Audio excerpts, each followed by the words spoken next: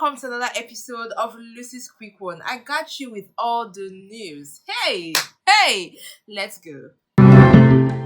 Hey, this story is one that shook a lot of people. I mean, I didn't see it coming. I couldn't have guessed it. Like, could you have guessed it?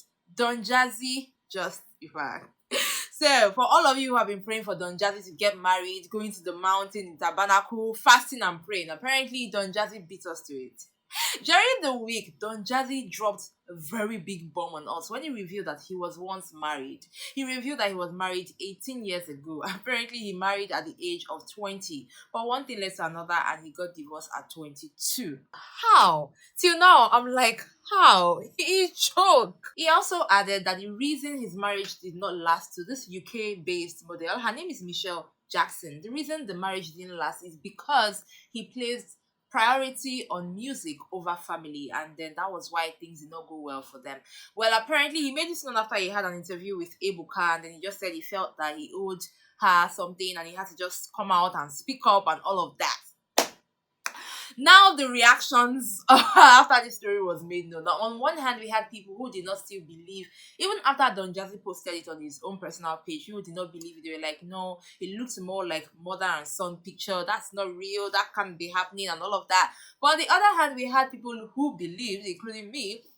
We had people who believed, and then you know what Nigerians did? They rushed over to Michelle's Instagram page to show support. You trust Nigerians now, we know they carry laughs. And within hours, Michelle's page grew. She had over 73,000 followers on her page. I'm still in shock, guys. I'm still in shock because I'm still in shock. People can actually keep secrets. Well, right now, at least now we know, so we can stop praying and saying Don Jazzy should get married and all of that, because now we understand that Don Jazzy's love for music is like on the top. Let me know what you think about the story in the comment section. And still talking about revelations, Banky W, Adesua, Etomi, and BABY ZAIAH. That is one strong family. Now remember, a few weeks back I revealed that Banky W and Adesua welcomed the baby boy, and I also went on to state that these people, they have been through a lot. So during the week, the couple actually came out to reveal that lot they have been through, and they revealed how they lost their twins. So we got pregnant. And we got pregnant with twins, and we saw the heartbeats. Everything was okay, and then during a routine checkup, we went back to the hospital to have a scan, and I was like, what's wrong? She was like, Adesua, I'm looking for the heartbeat. And we came home from the hospital, and I remember I led her up the stairs, and we got into the couch, and I held her in my arms, and we cried. And I'll say it again, it's okay to cry. That video was 59 minutes long, and I sat down and I watched the entire thing. Like, they talked about how they faced pressure, how they battled internet trolling. For all of you that just troll people on social media, like, what will you gain? And they went on to talk about how they tried IVF and it didn't work. They even considered surrogacy, and that didn't work as well. Well, I had Banky W come around on the quick one, and he talked more about what he was feeling during that period, and he also shared other things. Take a look. Hi, Banky. How are you? I'm good. I would say Daddy Zaya. Papa Z. Papa Z. Papa Z. That's what it is. How's it been being a father for this period? It's been amazing. It's my favorite job description. Right. I love it. Let me show you my son. Hey! I can't put on your camera. Oh, okay. Keep your camera out of the way. I know. Isn't it beautiful? Beautiful. I would like to know, I know there was some emotional moments, but how did you feel? What was going through your mind during that period when things were like going back and forth for you?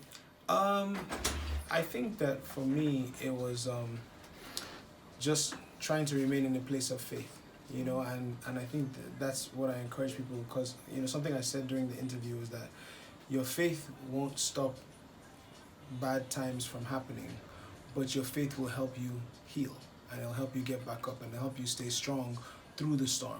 It may not prevent the storm, but it'll help you survive it. And I think, honestly, it was my faith in God that kind of just kept me in that place. You know, yeah, you'll cry. Yeah, you'll have the moments where you feel, you know, down, but then you pick yourself back up and you keep going.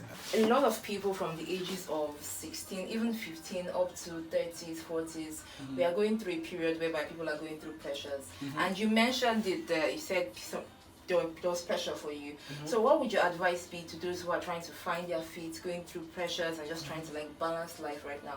I would say that for me, one of the most important life lessons that I've learned is to not allow your validation or your identity or your sense of self to come from external sources. So it can't be tied to people's opinions of you. It can't be tied to people's demands of you. It can't be tied to what people think you should do or what or not do, or whether they like you or they hate you, because human beings are fickle. And they will love you one day, they'll hate you the next day, they'll put pressure on you one day. They'll tell you, sometimes they'll even tell you can't do something because they don't believe they can do it themselves. So they try to project their own limitations on you or their own pressure on you. And so your validation, your sense of self, your esteem has to come from internal.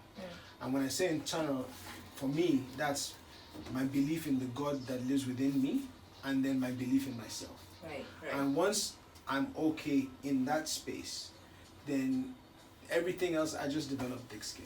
And I think that's, for me, that's what has worked. So You've been mentioning God a lot. Like, are we going to be calling Pastor Banky very soon? No, you can just call me back. But what about There's no need for the title. 2023? Would you be running for office? We'll see. I'm not sure. Well, we'll see. I just wish the family the very best. You know, there are some people that in your mind, or let's say there's some artists in your mind, you're like, this person will never ever get a tattoo. But then later, you know what they say now? Never say never.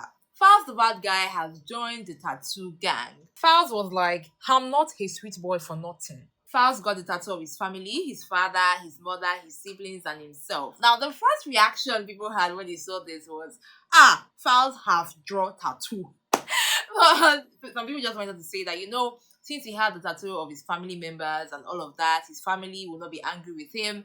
But on the other hand, people just use the opportunity to shade all those who have been getting tattoo of artists that don't know them, don't know their family, don't know anything about them and all of that.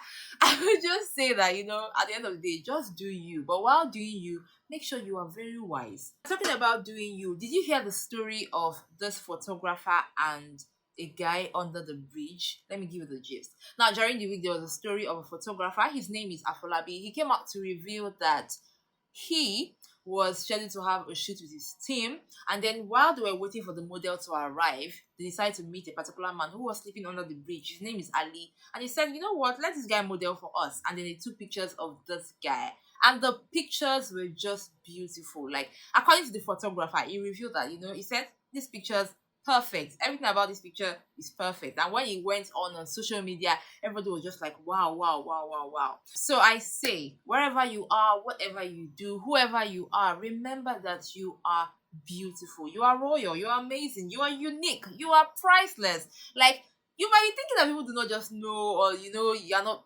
valuable and all of that, but the thing is, the right people have not just met you yet. So keep doing what you're doing, keep doing you, and I wish you all the best. Like, sending you love right from here. And on that note, guys, I say thank you so much for watching this week's episode of LucysQuickOne. I got you with more news next week Friday. Do not forget, guys, do not forget to subscribe, and of course share, like, and share your comments on all of the stories I have shared today. I got you next week.